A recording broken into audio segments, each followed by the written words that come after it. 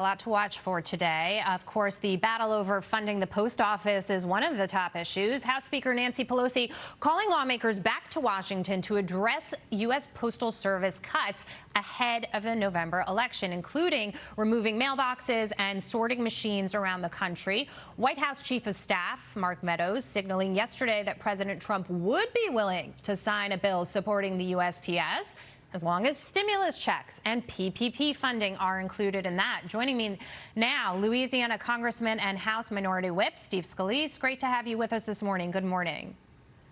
Morning. Good to be with you, Jackie. Let me go ahead and start with the issue of the Postal Service. You know, the president is making clear he's not trying to sabotage anything. He would authorize funding, but he's also worried about the coronavirus pandemic, the expiration of the extra benefits, and Americans getting that stimulus into their pockets. Now, it seems like Nancy Pelosi is willing to say the House should come back to work and vote on the post office, but no mention of the stimulus. Yeah, interesting how the speaker has been trying to literally hold hostages for families and businesses and won't bring the House back in for that. But when it comes to this continued desire to get, and we're not talking about enough money to keep the post office running. Their revenues have actually been up since the pandemic. She's been trying to get about $75 billion. And keep in mind, their total budget is about that amount for the entire year. So, you know, she's been trying to make a money grab for a long time, well before COVID. She's just once again trying to take advantage of a crisis.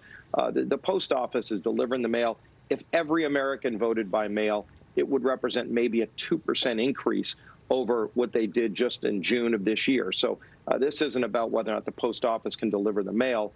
That's going to be taken care of regardless. It's about Nancy Pelosi just trying to grab more money and leveraging and holding families hostage and businesses hostage during this pandemic. But part of it is about the mail-in ballots and universally collecting them that way as one potential option here.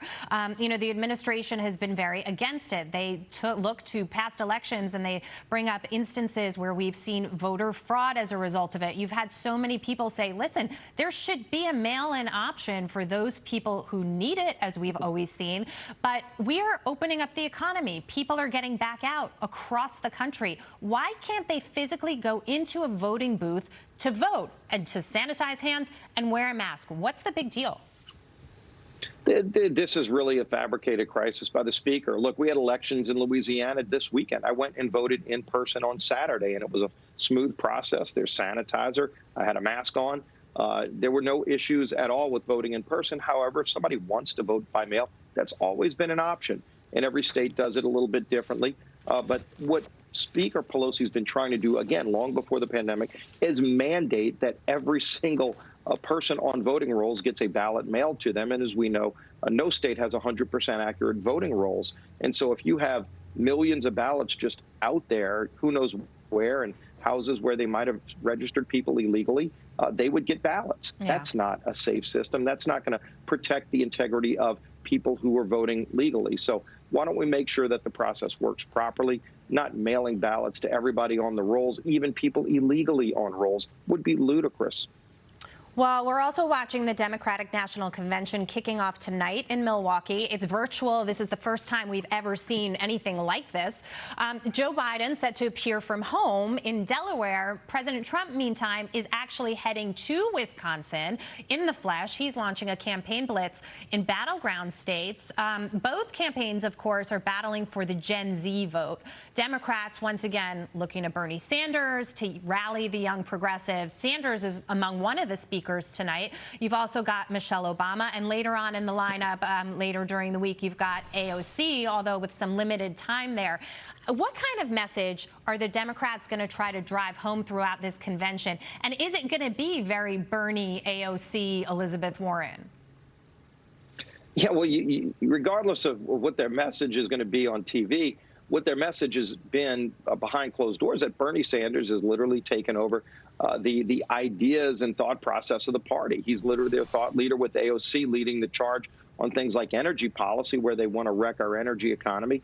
They want to move us to a socialist left position. It's not where America is. Whether they'll admit it tonight, their bills that they've filed, look, Kamala Harris is a co-sponsor of Medicare for All. It's the bill that gets rid of private health insurance. That's Bernie Sanders' bill, and their VP pick, is literally a co-sponsor of getting rid of your private health insurance and putting about 180 million Americans on Medicare, which already has its own solvency problems that we need to fix. So they're moving further to the left. President Trump is trying to rebuild this economy and get families back to work and in a safe way. And also, by the way, President Trump is working with Operation Warp Speed on finding an actual vaccine for COVID. So the president's working hard. I'm glad he's going to Wisconsin, sharing his message while they're trying to take this country to the socialist left. Congressman Jonathan on my panel is going to jump in. Yeah, so, I think there's a tremendous amount of pressure coming from the left, and that's what you're going to see at this DNC convention. Out here in California, you have Congresswoman Barbara Lee, you have Ro Khanna leading this progressive agenda. And so, you're going to hear from speakers like Bernie Sanders, and just like you said, Congressman, they're pushing Medicare for all. They're pushing the Green New Deal, and they're going to keep on pushing it until Biden and Kamala actually accept it, whether or not they think it's going to happen. I think that's eventually what's going to happen, because you're going to have that hard energy coming from the left. So I think it's only a matter of time before you see that agenda being pushed. I think the American people are going to see that coming. Yeah, and keep in mind, you had at the top of the hour the reports of the violence and attacks on police in Seattle. Joe Biden has embraced the defund the police movement by saying he's willing to reallocate money away from police. He's trying to play word games with it. Reallocating money away from police is defunding police. And you've got Joe Biden on record saying that he supports that. And of course, we've seen Kamala support that as well. So, again, does the country want to move to the socialist left where they defund police and we turn the country into Seattle? I don't think that's where we are as a nation. But that's what this debate ultimately is going to be about. That's why Joe Biden needs to fulfill his promise to be a part of all three debates with President Trump. Congressman, thank you so much. Great to see you. Always great to be with you. Thanks.